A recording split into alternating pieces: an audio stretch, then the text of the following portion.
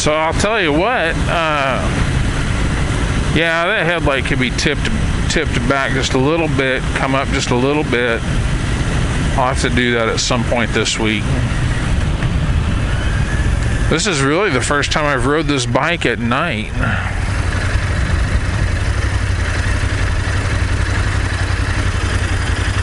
In and out. And homeless people begging for your money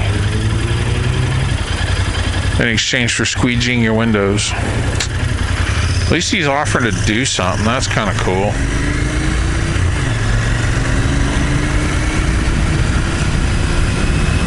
That is a sight better. That is a sight better than just asking for money.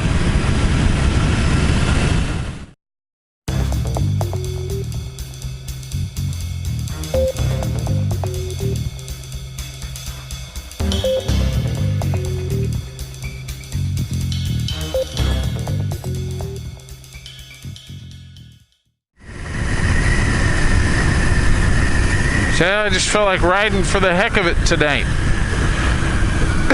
Mama got Coconut Joe's. Oh man, that stuff's good.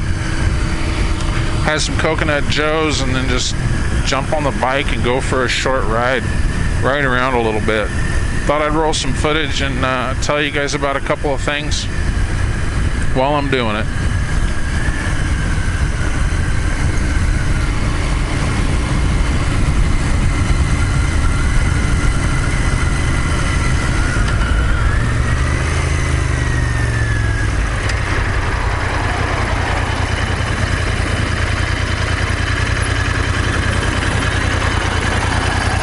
Homeless people in the middle of the road, in the middle of the night. Damn. See, I was supposed to go on a ride this morning with Sam, the guy that bought the blue bike, and we ended up not going. He's having to make some sacrifices in life that I remember making early on. And the thing is, it'll be worth it. He's not just working a job, he's building a career. And I think that's awesome. It's admirable. It's very admirable. I admire it. I'm kind of jealous of it. Anyway, so we didn't go on the ride today, which is all right. Instead, I ended up taking Gabe shooting. Nobody else wanted to go, but me and Gabe went and basically did 22s, and that was fun. I've been riding this thing to work and it just gets better, I'll tell you guys. Let's see, we're at, wave to the Harley dude, we're at 1,076 miles on this service. We're at 1,385.2 miles on the odometer. How cool is that? This is 22nd of September today. So yeah, I took Gabe shooting, shot some 22s, had a good time with that. I've been riding this thing to work. Getting a little low on gas there.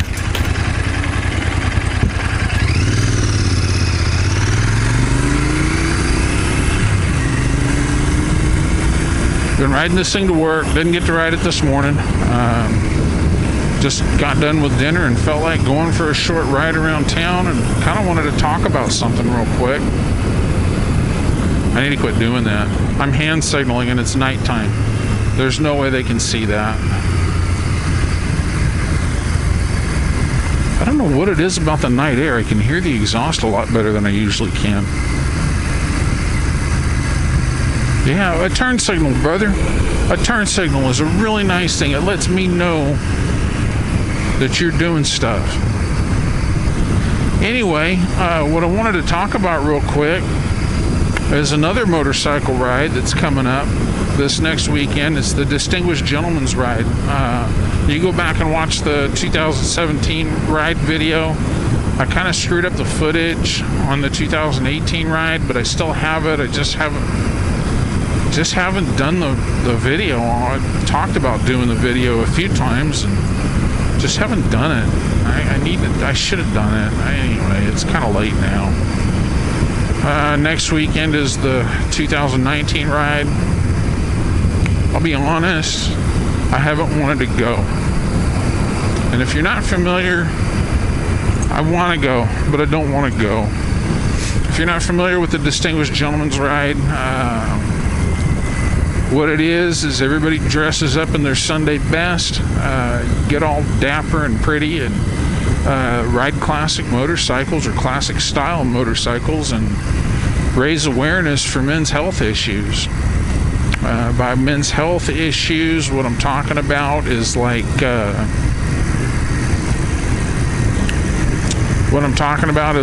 testicular and prostate cancer. Oh man. And stuff like depression, mental health issues.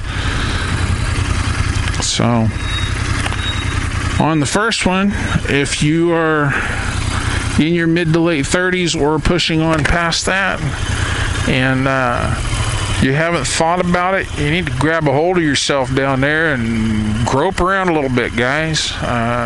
Check your junk. If there's anything weird in there that's never been in there before, you probably ought to go talk to a doctor about it. It's kind of important. It's kind of weird talking about it, and it's something we don't like talking about as men. But yeah, get a hold of yourself, guys. Literally, grab a hold of yourself down there and feel it all up. Check it out, squish it around, and see what's going on down there. If everything feels fine, then probably no worries. You get up in your 40s, you probably got to go see the doctor, and he's going to poke and prod. And when I say poke and prod, boys, I do mean poke and prod. I think we all know what I'm talking about. I don't need to get into the gory specific details. Fred Cummins. I don't think I need to get into the gory details of it, but you need to go have that done at a certain age. Talk to your doctor. And I'm 45 this year, so I probably need to get a physical. I haven't had one in almost 5 years. And that might be part of it. If they say, oh, we're going to do that, then I might end up doing that. I don't think I need to do that. I don't know. If they say, yeah, you need to do it, then I'll do it. But anyway, that's on the physical side, and that's what the ride is about. And on the other end of it is the mental health thing, and that's where we get into that. We don't talk about this stuff as men. Because we just don't talk about this stuff as men. We don't do it, and we need to do it. Man, I just can't get over how awesome that building came out. Let's swing back around and we'll check that out.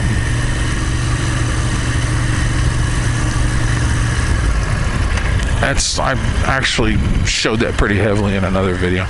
You can't make a U-turn here? That's just weird.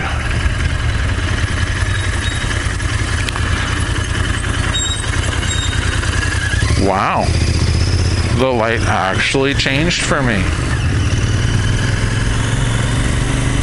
Yeah, as men, we don't talk about these things, and some of the other things we don't talk about are feelings. All I feel are feelings. We don't do that, and that's kind of a bad thing. Look at that church. That thing's been around since, I think, the 20s, the 19-teens. It's just gorgeous. Yeah, we don't talk about this stuff, guys, and I'll tell you, I've gone to the DGR every year. Didn't exactly ride a bike that was in the genre. I rode Grandpa's Harley the first year. It's still got the sticker on it. And we lost Grandpa to cancer, so kind of had a dual meaning there. And then last year I just rode the BMW because I wanted to be able to zip back and forth and get ahead of everybody and fall back, and I wanted the maneuverability so I could record it. And I just haven't done the video. I need to do that. But I've got the footage still. It came out okay. The footage wasn't great.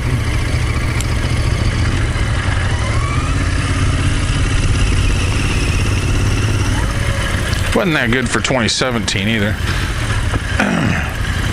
Anyway, yeah, we just don't talk about this stuff. And I'll tell you, it's not going to get any greener, people.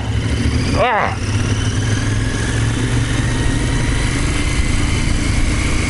So the thing is I've been kind of down lately. And just haven't really felt like being social with anybody. And,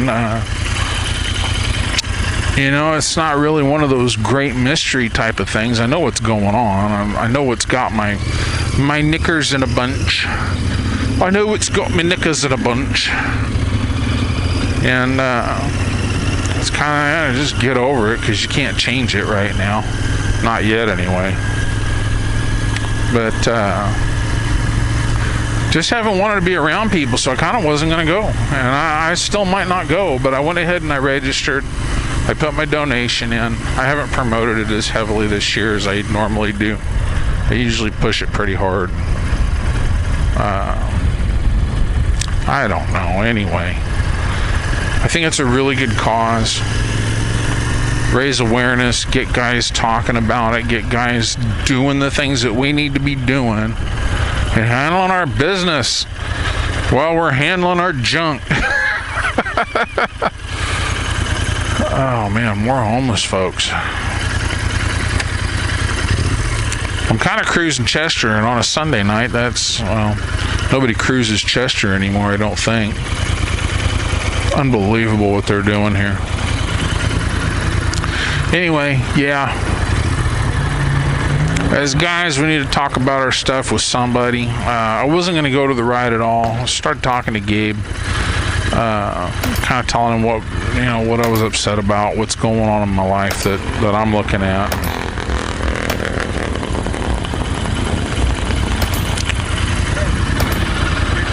No lights are out.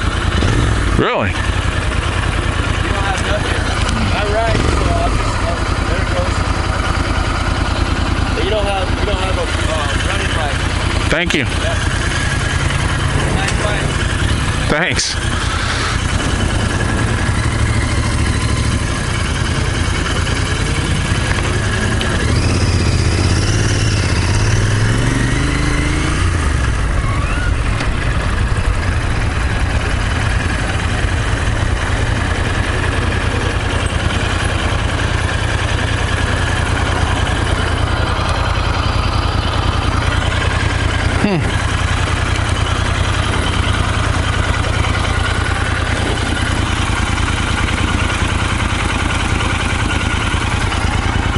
Well, he's right. My tail light's out. Well, let's head home. That's the end of this ride.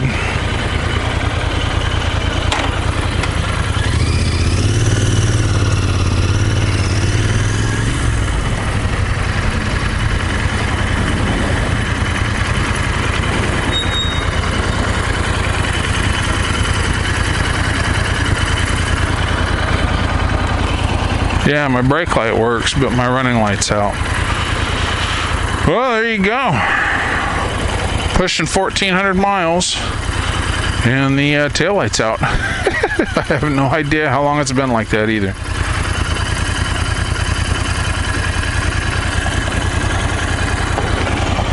Yeah. So I need to ride the brake light to make sure that that's a visible thing. Oh, come on. Anyway, yeah, I'm not sure if I'm going to go. I signed up. I paid my donation, my base donation, and I'm thinking I might go. I'm glad I talked to Gabe about it. I have those guys do a lot of things, and it's more about them learning to do it than needing the help.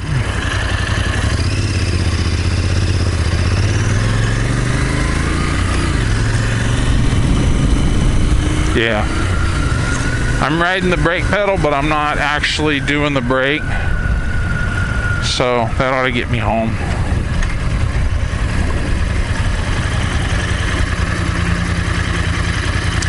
I'll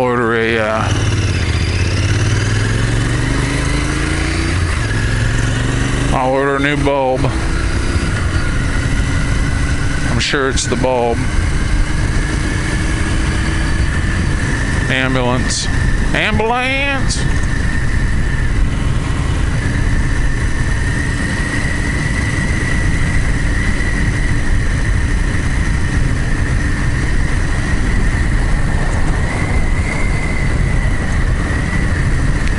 Anyway, like I say, it's one of those things we kind of tell ourselves and we're told.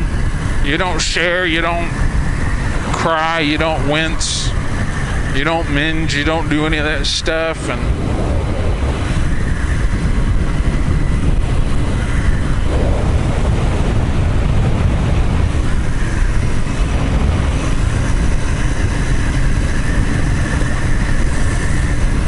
anyway, kind of opened up and shared with Gabe a little bit.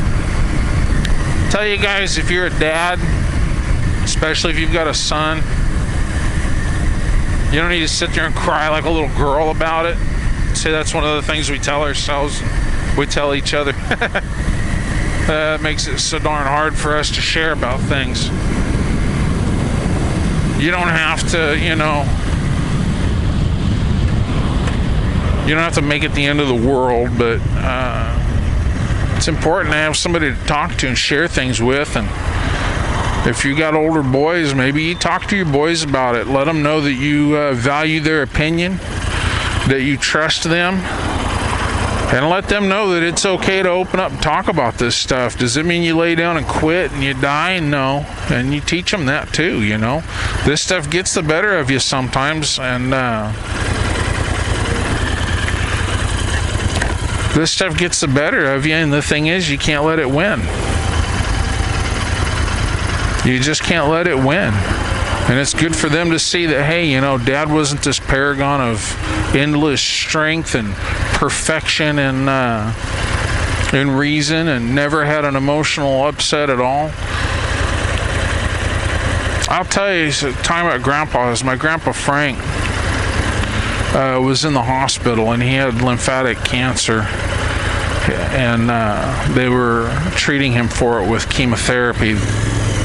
About the best they could do in the 90s.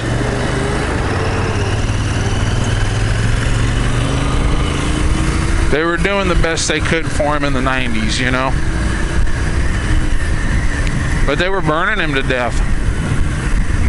And they overdid it. And they burned him to death. The treatment actually killed him. I remember right before he passed, I went to visit him in the hospital, and I was young. I was 18. And it was the summer of 93. And he was laying there, and they had him on all kinds of medication. And the thing is, he kind of knew, He knew. You could tell he knew. I mean, I wasn't real smart at the time. I was pretty thick, but kind of dense, not too bright. But even I got it, I could tell he knew he wasn't going to make it. He knew that what they were doing was killing him. And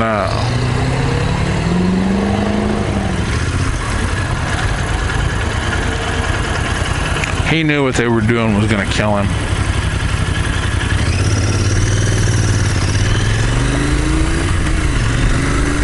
And he broke down and cried. Just for a minute, not even a whole minute, maybe 10, 15 seconds, he broke down and tears came down his face. And he said, "I'm so sorry you have to see me like this." And hell, I didn't know what to say. Like I said, I was kind of an idiot. Told him, Grandpa, they've got you on all kinds of drugs and stuff. You can't help it. There's nothing you can do about that. I said, You start getting better, they'll get you off this stuff. You won't have a problem with it no more. Don't worry about it. You know, and he kind of, yeah, that's it. It's the drugs. And the thing is, I knew, and we didn't talk about it. And Grandpa was always like this super strong dude. My Grandpa Frank, my dad's dad. You know, and just for a minute, he showed that weakness, and we all have that. It's something we all fight with. It's something we all deal with. And if you don't teach your boys how to deal with that, guys, if you don't teach your boys how to deal with that, they won't know how to deal with it. They'll have to figure it out on their own. That's kind of my point. You know, did I sit there and cry and moan to Gabe about it all day long and, you know, lay down and die about it? No. But I talked to him about it, and he said, well, look at it this way, Dad. And he boom. And that's the thing. When you're in something and you're feeling it, you're emotional about it, right? You're not thinking with your logic head. You're thinking with your feels, you know. And that all gets a hold of us to some point. Sometimes. And you talk to another guy. If you've got another guy you can talk to, tell him what's going on, and he can kind of look at it from a logical perspective. And as guys, we need to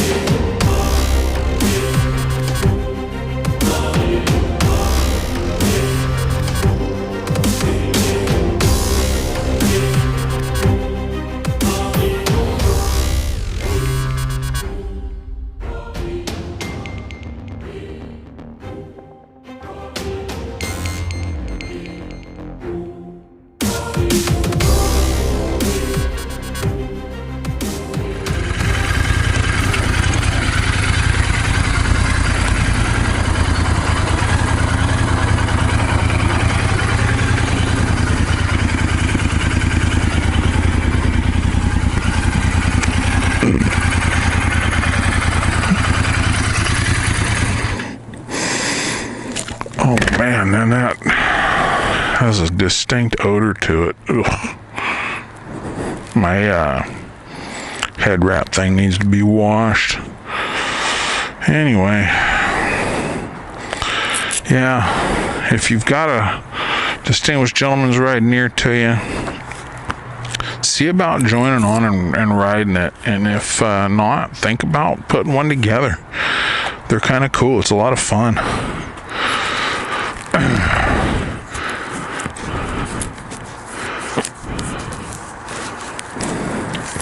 And if you feel like you're too inadequate to do something like that, I'm going to tell you,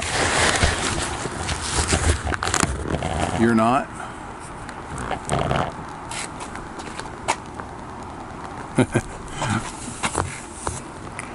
You're not. You're just as good and capable as anybody you know.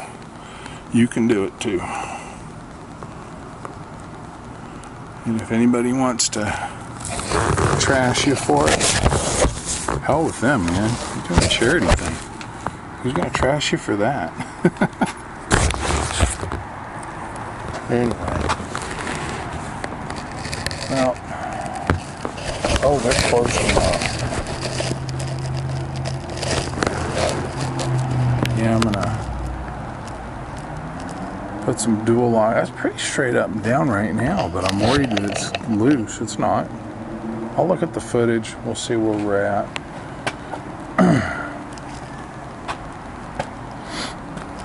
It looks pretty straight. Anyway, yeah, if you've got one in your area, think about going and doing it. If you don't, think about putting one together. Think about all the guys you know that ride. And, yeah, it'll be fun. It'll be a lot of fun. Get everybody together. Well, to quote Mark Victor, My Australian brother from another mother. Keep on riding, and if you ain't riding, keep on keeping on. Especially with this one, guys. Keep on keeping on. We'll catch you on the next one.